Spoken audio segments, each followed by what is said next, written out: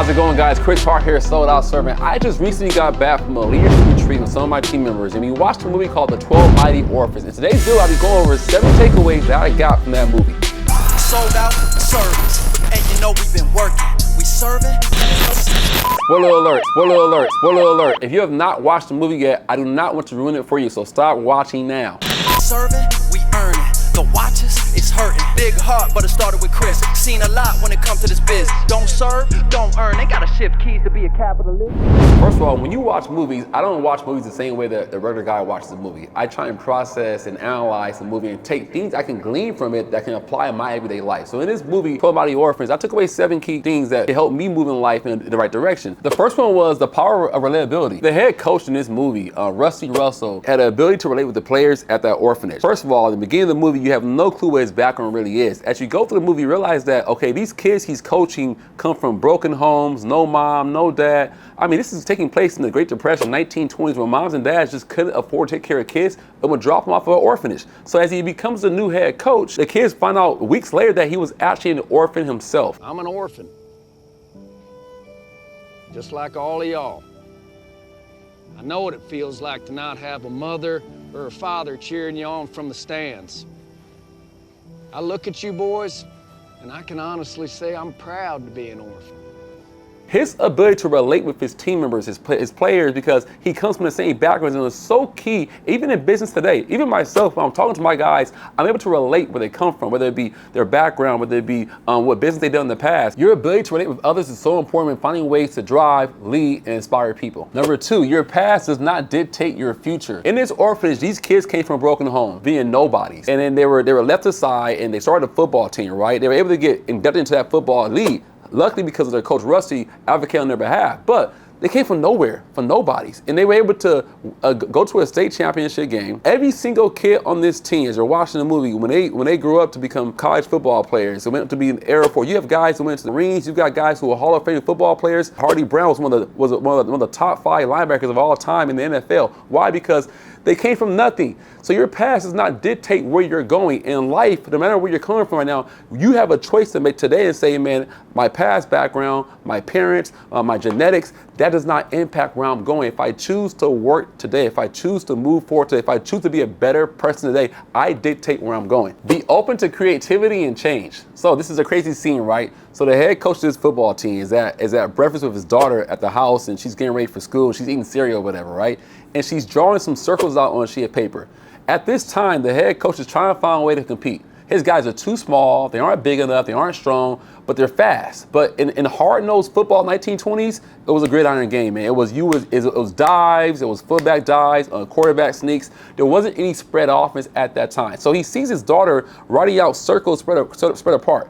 Give him an idea. What if I spread the offense out a bit, have receivers go to the outside, tight end, and the quarterback under the snap? He changed the game of football forever. Football as we know it today would not exist the way it does if it wasn't for Rusty. And he was creative, right? His daughter had an idea on a sheet of paper with some circles and some X's. He said, let's change the entire system. Creativity, be open to other people giving you feedback, be open to different ideas in business, because most innovators in business do things that are unforeseen before they actually bring it to light. Number 4, blood doesn't make us family, relationships do. In this movie, you see these young kids come from broken homes. They're in an orphanage, right? They have no true blood family. Even in one scene, man, one of the kids' mom comes back after 10 years. After 10 years of leaving him by himself, comes back to take him home.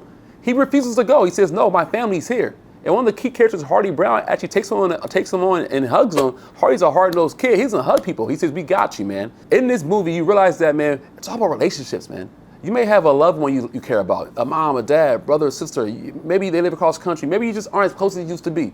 But the people you actually work with daily, the people you actually see daily in your church, your community, those are family, man, at the end of the day. And this movie really highlights the fact that family is just somebody who's there for you, someone who's close to you. And maybe you want your mom and dad to be closer in your life, but you're saying, man, right now in life, God, I don't have that right now. But do you have someone who's there for you in proximity, someone who's there to hold your hand, someone who's there to help coach you up? That's your family. Number 5, the unassuming can inspire the masses. In this movie, it takes place in the Great Depression, 1920s. There's no hope in the country. And this little small football team of 12 orphans who shouldn't even be playing football went on to be one of the top teams in Texas. Texas is known for its football. They went to the state title, right? Think about this here. When you're unassuming, the person who is not expected to win in life, the underdog wins, it inspires others. Think about Tom Brady, 7th round draft pick from Michigan. If you look at his takes, man, you see the guy's body, you see his 40-yard dash, he's running, he's not built like a football player, he can barely bench press 2 plays. How could this guy be a Pro Bowler? One of the GOATs of the NFL of all time. How? He was unassuming. He inspires people. If you're a young kid saying, hey man, I want to play football one day, you watch a Tom Brady, you say, man, if Tom Brady can do it, why can't I do it? So this movie really highlights that and says, hey, take us a couple of hard knock kids and rough tag kids and say, hey, how do you take this team to become a state championship team? And I guess the entire country was united because of that, guys. And so in life and in business, sometimes it's the underdog, the person who's unassuming, that rises from the ashes, that inspires the masses. Number 6, every team needs a leader to inspire. My favorite scene in the movie, Hardy Brown, right? The star player of the football team. He's a running back, right? The team's getting beat up. People's legs are broken, man. It's nasty, right? Spitting out blood. And Hardy Brown's at the locker room. He's looking down. Keep in mind, Hardy Brown is the #1 player in that team, but he's never truly bought into the spirit of the team being orphans. The team chant, he never says. He rises up, speaks from the heart, inspires the team to go out there and fight. I am a mighty warrior. I never said it. That they weren't deserving, but they deserved to be there that day. And he really inspires the team. Throughout the entire movie, Hardy Brown was somebody who said, man, I'll do it. I'll go first. One of the scenes in the first victories, the team's down. He says, hey, give me the ball. Takes the ball, scores it for a touchdown. Every team needs that one player, that what I call a flag carrier, to say, hey man, I'm going to rise up, carry our team flag, and come through and inspire the rest of the team by being first or by leading from the front. Are you that person for your team? Before you can actually recruit or attract people like that, you gotta be that guy first. Number 7, lead by example in all that you do. The head coach Rusty had an assistant coach named Doc, right? Doc was the doctor on site at the orphanage, but also the assistant coach and self-proclaimed defensive coordinator, right? And he had a drinking problem. He always had a flask in his hand. He was always drinking whiskey. The coach would see it, and Rusty wouldn't really say anything to him. He would be drunk at 1 p.m. afternoon in the movie. And one scene, it comes to a point where this is a pivotal part in the game, or actually in the movie, where the players are watching him, and he's a leader. He's a coach, right? And he's drunk, and he's drinking. And the head coach, Rusty, says, hey, man, they're going to follow us in all that we do.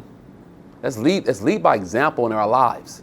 And when I think about that, even in business, right? We think in business, like, hey, if we're winning and we're successful making money, people are looking at you and watching you as a leader. They're going to follow you in all facets of your life. So your morals, values, and principles should line up no matter what you do in life and in business. And that was a big thing for me, because in my life, I've always been a do as I do leader. And outside of just making money and building a business, my values and my principles are very important to me. I believe that that's the reason why I am successful. All in all, guys, this was a great movie to watch. I promise you, I'm not a producer on the movie. I'm not getting paid to promote this movie at all. But I'm saying, if you're saying you want to sit down and watch a movie and just learn about leadership and just watch a feel-good movie, The 12 Orphans was great for me and my team. And when we watch movies, we watch it from a different perspective, not just to be entertained, but to see what can we glean from this movie and apply to our everyday lives. If you got value from today's video, hit the subscribe button, and don't forget to comment in the comment section below, and follow us on Instagram @SoldOutServer. Until next time, we'll see you soon.